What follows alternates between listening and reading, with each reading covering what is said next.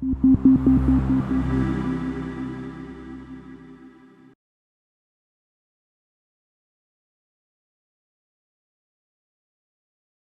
annual report is really essential. It is really essential for CAHME to meet our mission of advance the quality of healthcare management education. And let me just repeat that. It is essential for us to do. Now, why is it essential for us to do? Well, number one, it ensures that programs continue to meet CAHME's standards. So the annual report is required of every accredited, certified, and candidate program. We also require applicant programs to complete at least 1 year of the annual report before we bring them to candidacy for review. Why do we do that? It's our goal. It's our mission. We have to make sure that the programs are continuing to have the high quality that they bring to the students every year. The second requirement is it's required of CAHME. This isn't an option that we can just say we're not going to do. It's required of CAHME because of our recognition by the Council on Higher Education Accreditation. They ask us, and we're going for our re-recognition, are you monitoring the programs? Are you ensuring that they're bringing high quality to the students? And the annual report is the way that we do this. So we've invested a lot of time, a lot of money, and a lot of resources, and a lot of people with Michelle, a dedicated person to the annual report, to really kind of look at how do we make this report not just the reporting part, but how do we make it valuable to you? How do we make it valuable to you, the program directors? So we've done a lot of things to kind of do that. And for example, one thing is we created a safe harbor based on the annual report that allows you to show your outcomes on your website that helps you meet one of our criteria. Another example, the annual report has CARB, the CAHME Annual Report Benchmarking Tool.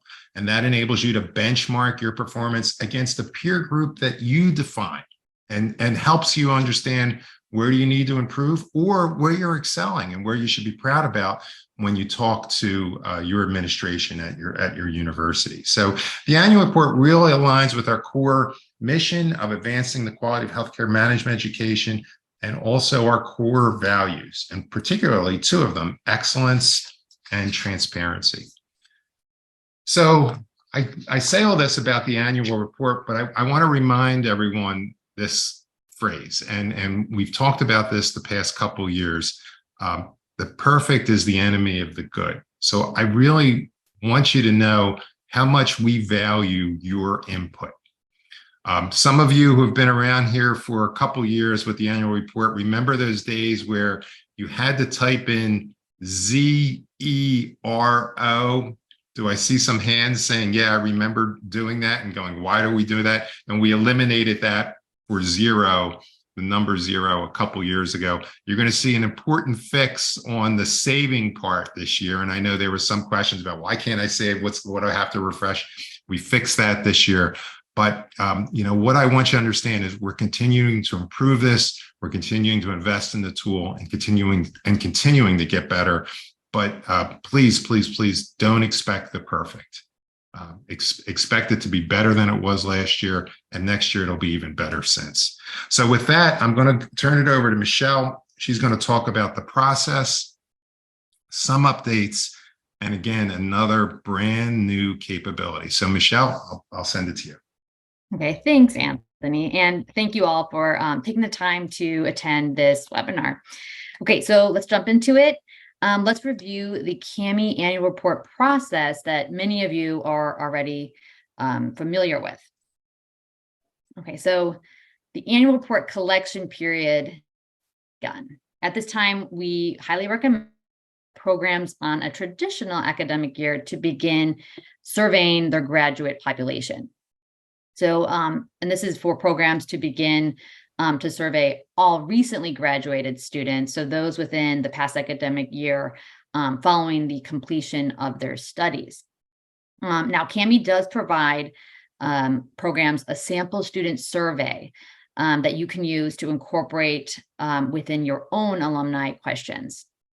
The sample student survey is really helpful given the specific wording CAHME requires or has for its graduate satisfaction questions in the annual report. Now, the survey was sent or emailed to all of you, all programs, and it could also be accessed in CARE, CAHME's annual report editor, and on CAHME's website under the resources tab. Okay, and then CAHME also provides a very helpful document, the annual report data dictionary, and this describes data gathered in CAHME's annual report. And it also includes key benchmarks within the document as well. And then following this webinar, we will also include a release notes and a recording of the presentation. Okay, so as always, help me help you submit your annual report on time before the November 15th deadline. Okay, so our goal is to have 100% of accredited programs to submit on time. Okay, so programs on a traditional academic year will have to submit and verify the CAHME annual report on or before the November 15th deadline. Okay, but you guys will notice we have a trick here. Let's discuss further to see what that means. Okay, so here, timeline of the annual report process. And this is for programs on the more traditional academic year. So those from July through June, or for those programs that have rolling admissions. Okay, so, and then once again, what is the asterisk for? Based on program director input, for those handful of programs that have an academic year based on a January to December timeframe, I'll be reaching out to you in regard to your specific timeline and annual report due dates. And if you don't hear from me and you feel that you're on a January to December timeframe, please email me. And there's also a spot in the annual report where you will need to designate your academic year start and end dates. And we'll discuss this further in this webinar. Okay, so to review, programs should begin surveying recent graduates now. And this is from July to September. And so in order to gather graduate placement, income, and satisfaction data, you should begin surveying graduates now. And then from September to November, we highly recommend that programs to begin entering their data in CARE. And then on November 15th, the annual report is due. If a program does fail to verify and submit the annual report in CARE with after 30 days, a late fee invoice will be sent. So with that said, help me help you submit the annual report on time. And I'm very happy to help. So here's a quick summary of what data sections in CARE need to be completed for the 2023 annual report. So for academic year of 2022, 2023, see right here, you will just update and verify sections 1 through 5. And then for sections 6 through 8, you will enter that outcomes data. For academic year 2023, 2024, you will enter the preliminary data.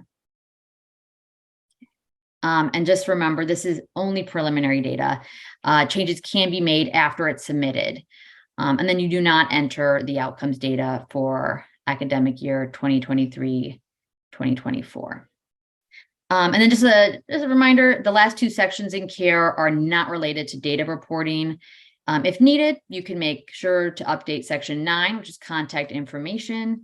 And then section 10, you will that's where you will verify and submit your annual report data.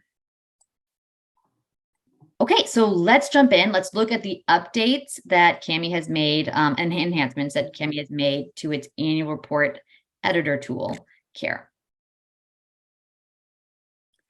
Okay, so here's a quick overview of what updates and enhancements we'll talk about. For each topic, I will go into further detail and then show what they look like in CARE. Okay, so the topics that we will be discussing. First, we'll look at the distinction between fellowships versus residencies, the reporting of program changes, the designation of the academic year end or start and end dates, the URLs for outcomes data, the required graduate response rate, and the updates made to the verify and save data function. Okay, so for this year, for the first time, we fix a long-standing issue that our program directors have identified.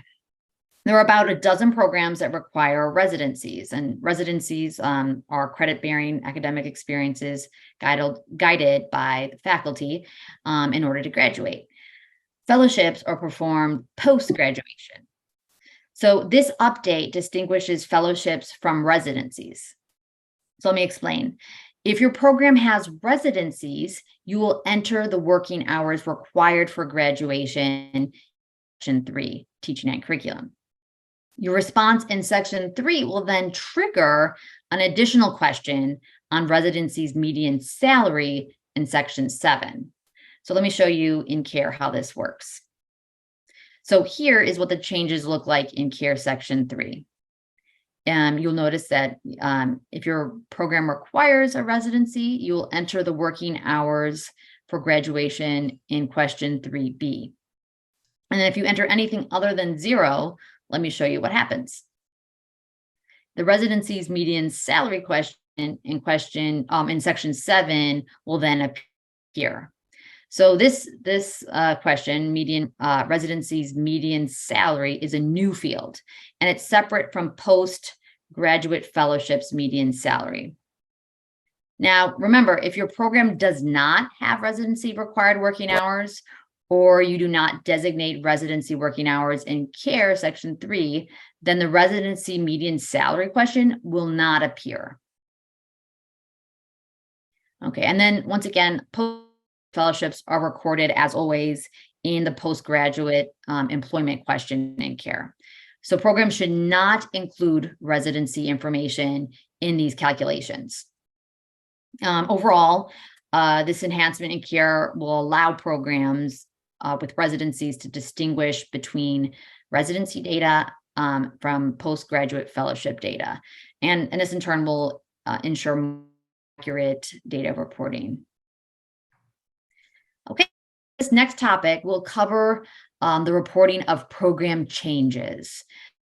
Reporting of program changes have been updated to make it easier to report and track changes from year to year. So it consolidates what was once previously 3 separate questions spread across the annual report into just one simple question in the same section. Now, what are the benefits of this? 1, multiple selections can be made to highlight all program changes. And 2, it allows CAHME staff to quickly review the changes and fully understand all program changes and their impact. Now, please note, for programs without changes, program directors will select the no change option in this section. But for programs with changes, the program directors will choose what changes are applicable and explain the changes for the impact and how they impact the program. Okay, so here's what the update looks like in CARE 2. In this section, you'll see the categories of changes, and these changes are based on a past history of responses that we received, and they'll be displayed here. Multiple sections can be made if necessary, and once again, this format helps CAHME staff to analyze the changes from year to year once categorized. And it also will help us flag concerns. Now, so please note that if a response is checked, you will have to describe the change in detail in the character box provided. Okay. Academic year start and end dates in Section 3. So previously in the annual report, we just asked for a term start date. This is no longer the case. We're now asking for you to designate an academic year start and end date. Now, why? This will help ensure more accurate data reporting. Once again, this update will minimize confusion and also help you in the reporting of graduate outcomes data. So the graduation population in section 7 and 8 is now defined as the students who graduated within the academic year, defined by these two fields. Okay, and this is what the changes look like in CARE Section 3. Once again, programs will now designate an academic year start and end date. Okay, so in this next topic, we'll cover 2 new fields in CARE that are related to programs outcome data. And these are 2 new fields in CARE. Section 1, there's the program profile URL, and Section 8, graduate outcomes data URL. So these data fields are different but related. The first, program profile URL, is entered by CAHME staff, and it's only for your reference. This is the CAHME URL to your program's advanced search profile.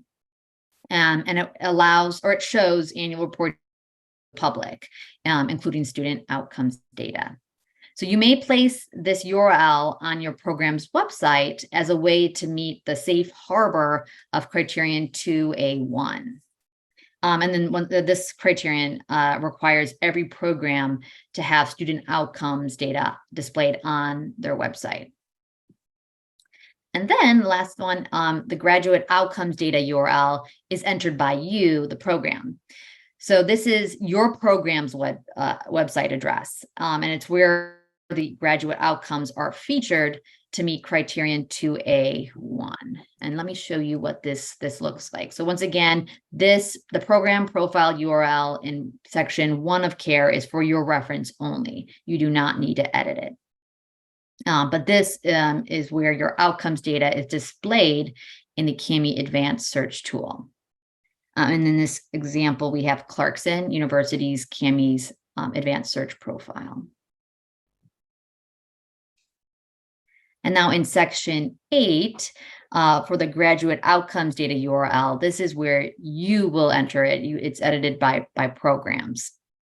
And in here, we have an example of Clarkson University meeting criterion 2A1 by giving access to the program's CAHME's, access to the program's CAHME outcomes data profile through the link provided on their website. Okay, so the CAHME board, on the recommendation of the Standards Council, after it was reviewed by the Accreditation Council, they approved a significant policy regarding the completion of data, specifically for questions regarding salary and satisfaction of graduating students. The CAHME board approved a minimum response rate, and it is required for graduate salary and satisfaction questions. And the graduate salary and satisfaction questions have to have a 20% response rate, with the 2022-2023 requiring a 10% response rate for salary. If programs do not meet this minimum rate, they'll be required to complete a progress report. But please note, for the 2022-2023 academic year only, a graduate salary response rate of 10% will be sufficient. A 20% response rate will be required for graduate satisfaction. But starting next year, 2023-2024, both salary and satisfaction response rates must be at least 20%. And note that most programs far exceed this rate. Only 8 programs fail the minimum for satisfaction, and only 18 for income. And the board considers these measures essential for tracking your success. So with that said, help me help you once again. And as mentioned earlier in the webinar, CAHME provides a sample student survey that includes all graduate salary and satisfaction questions required for the annual report. And this is a very helpful tool. And lastly, just so you know, there are 3 separate response rates for graduate satisfaction to be met. That's for the net promoter score response rate question, the 5-point Likert satisfied question, and the one question for the return to program again. Okay, and then this is what the update looks like in CARE. So this is for the postgraduate employment salary response rate. And it combines the reporting graduates for both fellowships and jobs. And you can note here how CARE will highlight your responses as green or red, depending if you meet the minimum response rate or not. Okay, and here is what the response rate looks like in CARE for the 3 graduate satisfaction questions. And remember, each of the 3 satisfaction questions must comply with the minimum 20% response rate. So on the left, you see the net promoter score question with its response rate. In the upper right, you have the 5-point Likert question. And in the bottom right, you have the return to the program again question. Each question has its own response rate. Okay, and final CARE update. We responded once again to program director input, and we created the capability for you to determine if your annual report is complete. Okay, so in section 10, verify and save data, it now automatically performs a check on each question in CARE to ensure you didn't miss any data field.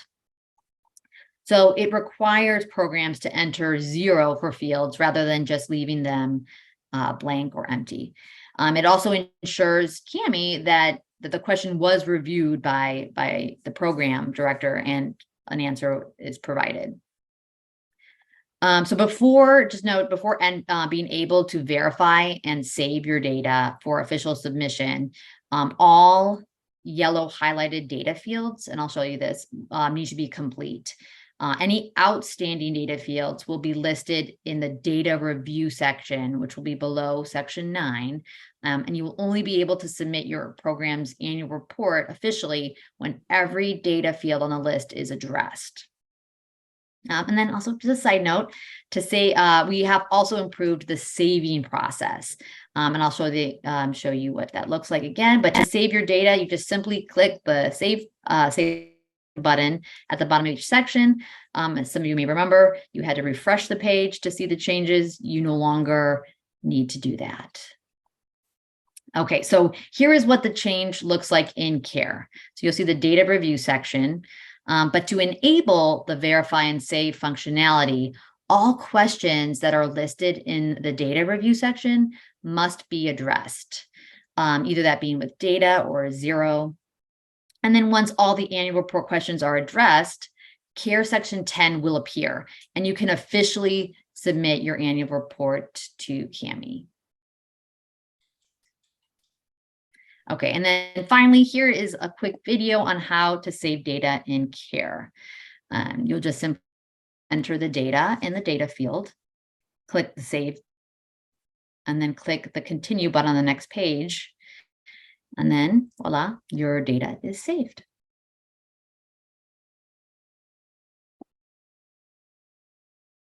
Okay, so let's review. We just discussed the updates made to the reporting of fellowships versus residencies, the reporting of program changes, the addition of designating the academic year start and end dates, the addition of the outcomes data URLs, the graduate response rate requirement, and the verify and save data functionality. Okay, so now the moment I've been waiting for. I'm very excited to introduce to you all the CAHME's annual report module, the CAHME Annual Faculty Editor, also known as CAFE. Yes, we have continued in true CAHME fashion with the C acronyms. So the purpose of CAFE Why do we have it? Because of your input. So program directors have reported that providing faculty information through multiple tables require calculating information multiple ways with the need to have totals equate. So this simplifies the data reporting for programs. And it also enhances capabilities. Many program directors have requested faculty compensation data from CAHME. And now you have the chance to benchmark this data. So the process, how do we get here? For several years, program directors have been asking for faculty compensation data. So CAHME's staff proposed a Skunk Works project to determine proof of concept for capturing and reporting this faculty data. This included improving the data gathered and adding faculty compensation. So we contacted and reviewed information from compensation firms, interviewed faculty, reviewed past published reports, and we concluded that there was an unmet need.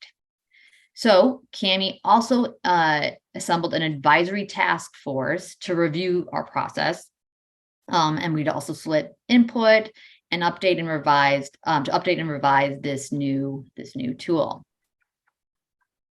Okay, so this is the first version of CAFE, and it will only be made available to programs with under 35 faculty members. So only those programs will see the CAFE section appear in their CARE profiles. Now, this version is based off of 8 months of programming work, testing, and trials. But as Anthony mentioned before, don't let the perfect be the good here. So CAHME's work on CAFE continues, and your input is very, very important to us. So, please. Okay, so here's what the new module looks like in CARE, and you'll notice that there are two section 4s. One is CAFE, and the other is the faculty summary section. And then here is what the CAFE section looks like once opened. As mentioned before, CAFE data entry is a very simple process, and it eliminates the tedious calculations of data tables and footing totals. So the second question in the CAFE section of CARE is the cost of living index. And it's used to normalize the data in the benchmarking tool. And this is based on program director input. So we incorporated this cost of living index question into this tool. Users are directed to select the state of the university and the closest town or city to their university in this question. Okay, and then you will then begin populating this section with faculty profile data. So this is an open faculty profile for you to look at. The highlighted yellow highlighted questions are required questions.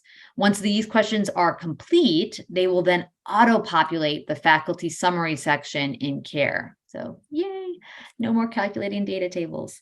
The data fields at the bottom left and the top should be completed as well, and will give you additional perspective on faculty, and particularly when benchmarking reports are run. And then you'll notice in the right blue section, this is optional. This is compensation and benefits. However, answer it, you'll get the compensation benchmarks. If you don't answer it, you won't get compensation benchmark. So it's a quid pro quo here. Okay, and then this is what a saved faculty profile in CAFE looks like. And this includes all the data fields completed. Now take note, there is no way to delete a faculty profile, only a way to deactivate it or overwrite it. To deactivate the profile, you just simply click on the toggle button at the top of each faculty profile. Right here. And it will turn red to indicate that the profile has been deactivated. And deactivating the profile removes it from the faculty summary tables. Or if you just wish to overwrite it, just simply edit the responses within the faculty profile. Okay, and then this is what the CAHME profile data sheet will look like. It's located at the top of the section. The program directors can use this to keep record of faculty profiles. Now, CAHME has no area to enter names or identifying information on faculty. It's the program director's responsibility for tracking the de-identified data in CAHME and who it belongs to, and it is outside of the CAHME system. The profile data sheet can also help program directors to keep record of the faculty profiles.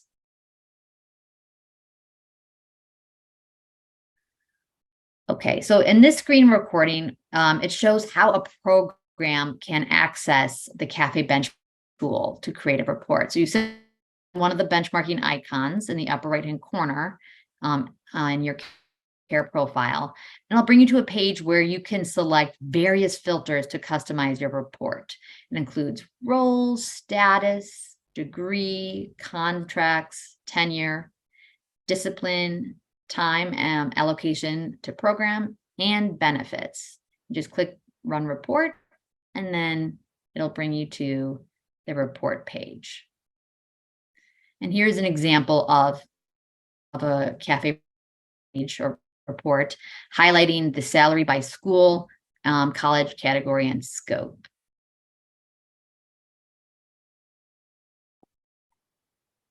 Okay, so now that we have introduced CAHME, here is a quick update of what data sections in CARE need to be completed for the 2023 annual report.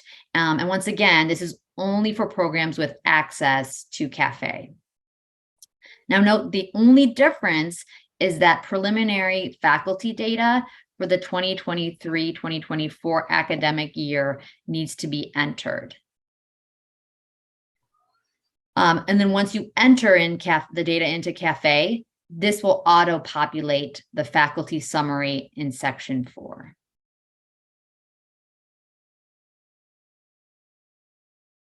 Okay, so let's review. Remember, CAHME is in version 1. In this version, if you have more than 35 faculty members, unfortunately, you cannot use CAHME. The faculty data that was required in previous years still needs to be complete, though, the same as in. But if you use CAHME, the faculty tables are updated automatically, so no extra work there. But if you like entering summary tables and don't want to use CAHME, then just contact me. But just so you are aware, this restricts your capability to run CARB reports on non-compensation new fields. And then once again, compensation, the salary and benefits section fields are optional. Only programs, though, that entered compensation data can access the compensation benchmark reports. Okay, so at this time, I want to consider a couple what-if questions in regard to CAHME's newest annual report module. So 1, what if I want to participate, but I don't know the compensation of faculty? This is under development. Version 2.0 may be a separate logon for your university HR department, which will keep information confidential. Currently, you should still enter the other faculty description fields, though, to get the additional reporting capabilities. 2, what if I don't want my faculty names to be associated with education? So once again, has no area to enter the names or identifying information on faculty. The program director is responsible for tracking who the de-identified data in CAHME belongs to outside the system. And then the final what if I don't want compensation to be publicly available for my program? Well, CAHME will not release an individual program's compensation data to the media or to the public. Also, compensation data is a value add for your programs. It is completely optional.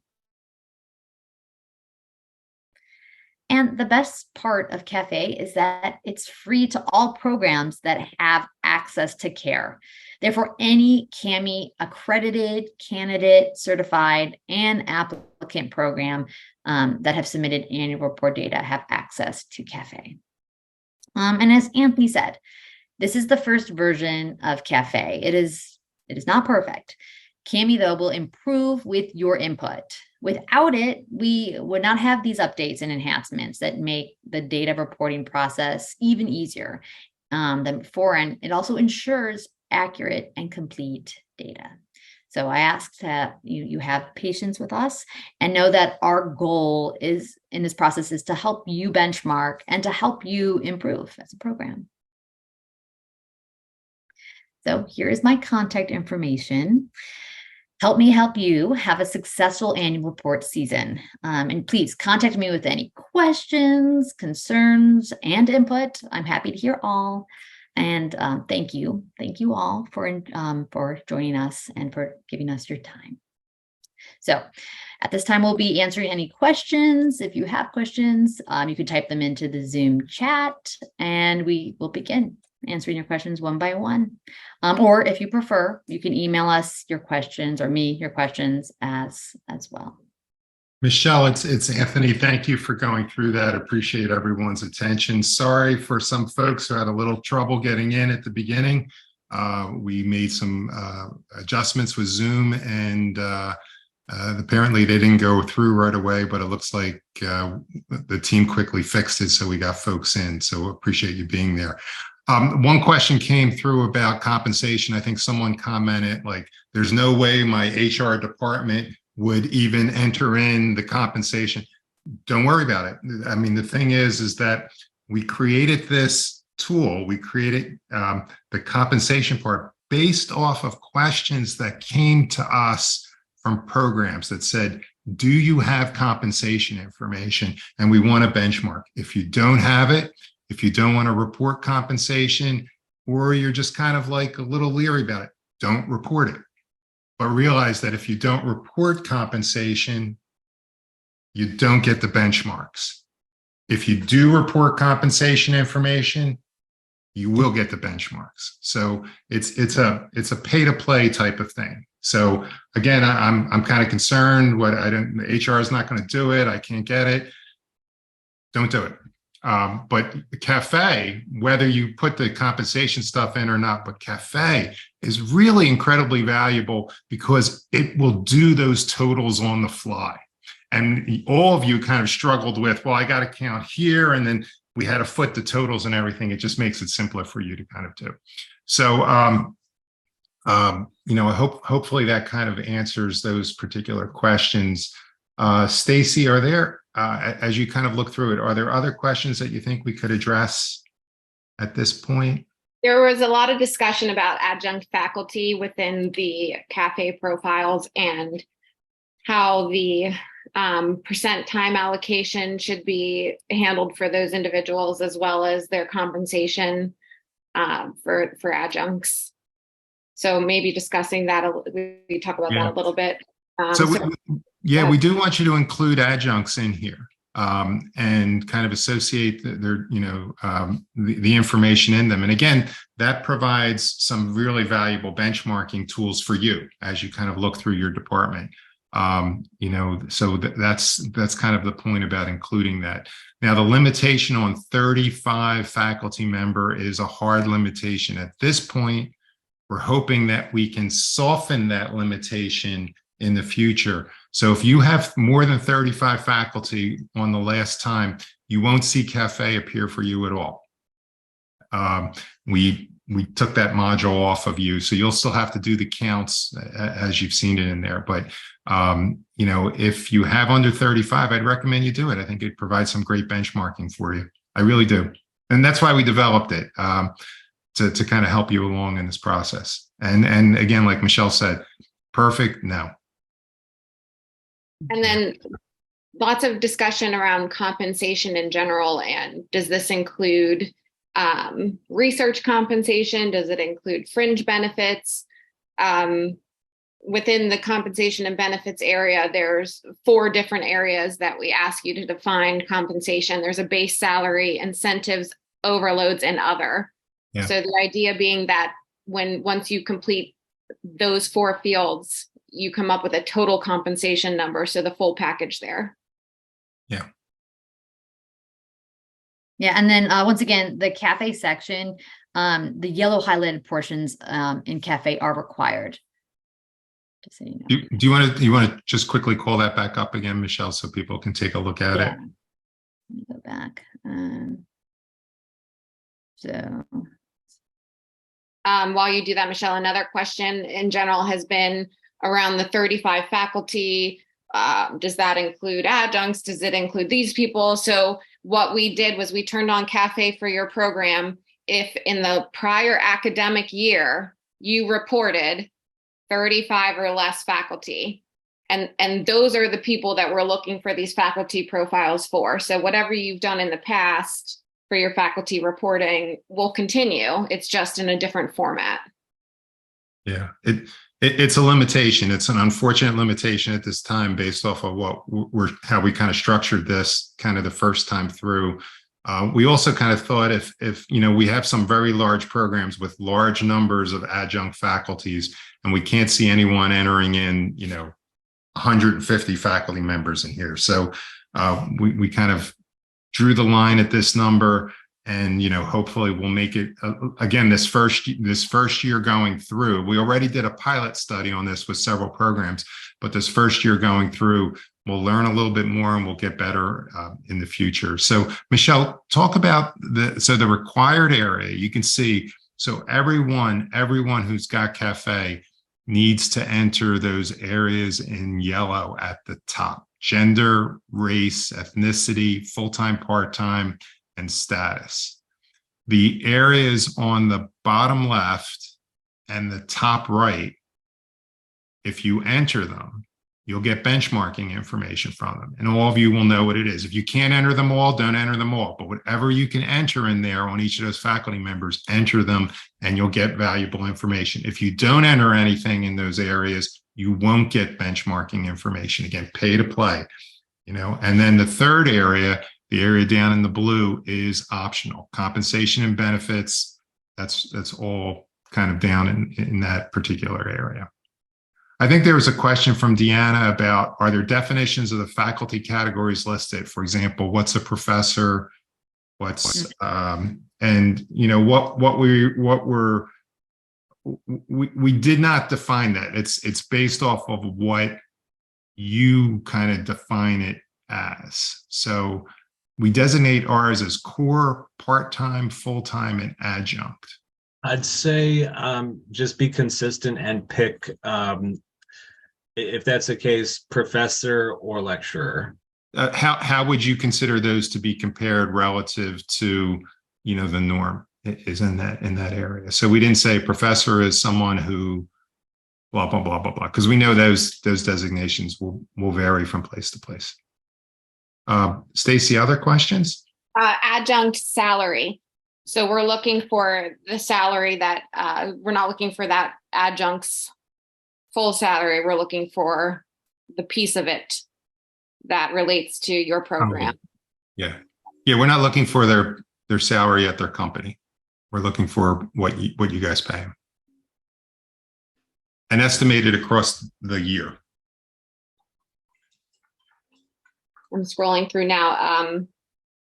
I just saw someone, for those of us who could not get in right away, yes, we'll have a recording to catch up. And Brenda, again, I apologize for that in the beginning. And the slides will be available in CARE, so you can see them. And the recorded session will be sent out to everyone. If we have a faculty member that has release time on a special assignment or on a fellowship and they have not taught a class, do we include them? And Carmen, I would almost kind of say, use your best judgment in that. If, to me, it sounds like this is a faculty member that really isn't teaching in the program this year. I don't know if I would put them in there, because it's not, doesn't really feel like that would be an appropriate benchmark to compare yourself to other organizations.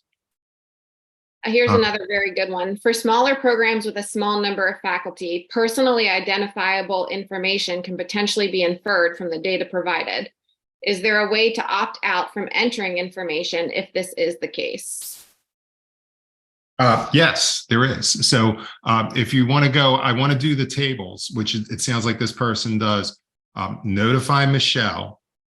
We will turn off CAHME for you entirely, and then you can just do those tables in there. So we've made it so that, as Michelle kind of described, the tables get automatically populated based off information here. So it saves you from doing all those calculations. But if you go, geez, I really feel uncomfortable doing it, you can go and do the table. Another important thing to note is we will never present single faculty profile information in any way. Any reporting information would be within a larger, what's the word I'm looking for, Anthony? De-identified way. So no one outside of your program will ever see that, or outside of whoever has your CARE login will ever see that information outside of you and CAHME. Yeah. And then the reports too. There's only, I mean, you have to have 5 programs or more to run a report.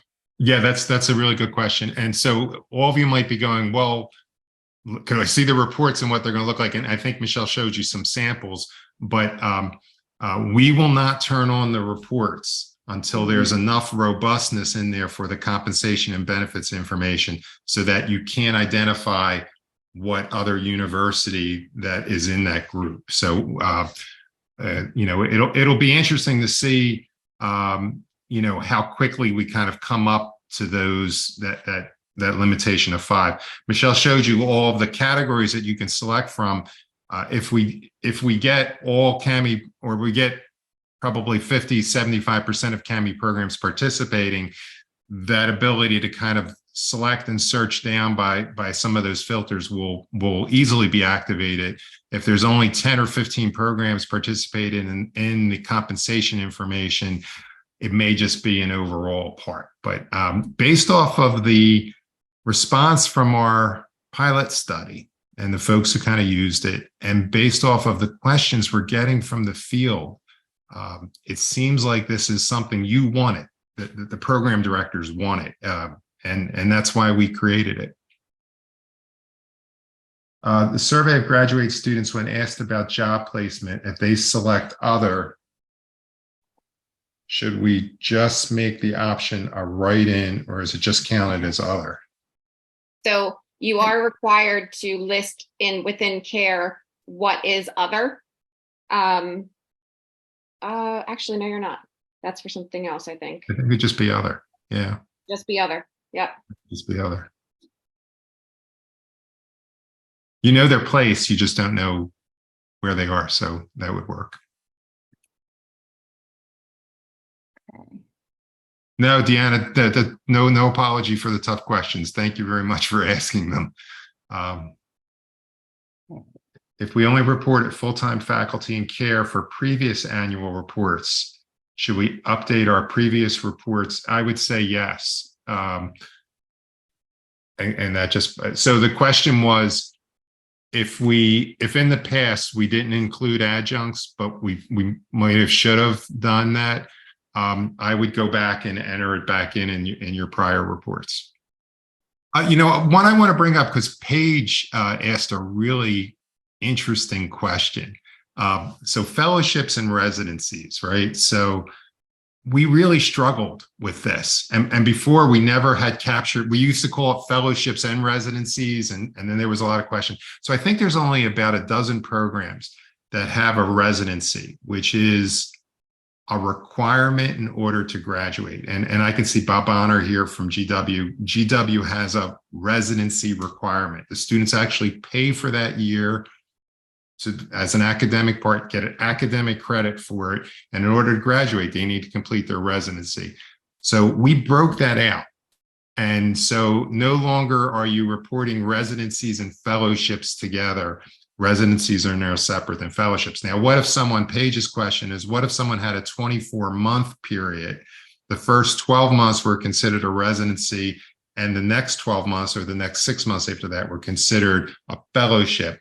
I would say the academic part in the year in which you're looking at, if they're still in that year, would be considered a residency. And then once they graduate, that student and their salary would then move into the postgraduate fellowships. I hope that clarifies, folks, those questions in there. We had our programmer, basically, if you say no residencies, you'll never see this. And I think, for most of our programs who don't have residencies, that, that'll be never a question for you. But we know there's about a dozen that do. And we felt that this kind of accommodates those areas. Hopefully that's a thumbs up from everyone in there. But again, trying to get better in these areas. 2 more questions I have on here. Our institution does not mandate gender or race reporting. Is there an option for not reported? Yeah, and it's an interesting question from us, because we get asked by CHIA, the Council on Higher Education Accreditation, what are we doing to look at, diversity issues within our programs? And so we have required gender, race, and ethnicity for both students and for faculty to kind of monitor how those things are going and to provide all of you some benchmarks and comparisons in it. It also kind of, I have to tell you, I heard someone say, and I won't say who it is, but we heard someone say CAHME programs are discriminatory. I actually heard that comment. CAHME programs are discriminatory because we're the better programs, we're accredited programs. We effectively do not get as many get a diverse group as others. And we just produce some statistics that go, well, that's just a fallacy out there in the marketplace. And so, we hear these things from folks, and these data basically say, hey, we're doing a great job. And if you didn't see that, it's on a LinkedIn group, the analysis we put out on that, as well as it went out on a biweekly email. But the programs out there are doing a great job in getting a diversity of students, diversity of faculty in there, and are really doing the right things in terms of cultural competency and the things that we need to do to ensure that our healthcare system is highly effective. So if you're not required to capture it, but you know it, I would ask you to put it. If you are not required to capture it and you can't put it, and I know I won't name the university, but there's one who basically went, we can't give you that information. Let Michelle know. But I really want to strongly encourage all of you to report it. It's incredibly helpful, and I think incredibly important. We don't include that. By the way, gender, race, and ethnicity, we don't require outside the U.S. So I think there's a couple programs here who are either from Canada or from outside the U.S. Race and ethnicity is not recorded, but we still do ask for gender. Yeah. For paid 400-hour summer residencies, do we report annualized salary or what the student earns for the summer? What the student earns for the summer. Yes. And then we have a question too about if editing annual reports are, I guess, optional. We do ask that programs to go back and, edit and verify the previous 5 sections of care. And that includes the faculty section. So yes, you guys have the capability of editing and revising and verifying that data. If we had only reported full-time faculty and care for previous annual reports, should we update our previous reports to include adjuncts? And the answer was yes. Yeah, I think I answered that. Hopefully what you've seen with us with the annual report is, I know no one likes to report data, but we're trying to make this valuable to you as a benchmarking tool, as an ability to get better. I hope you see a lot of value in that, as we're trying to do our investment in there. And again, if you have input or questions or suggestions, send them through to Michelle. If you want to contact me directly, you can contact me directly as well too. So again, appreciate all the time. Thank you all for all that you do to advance the quality of healthcare management education.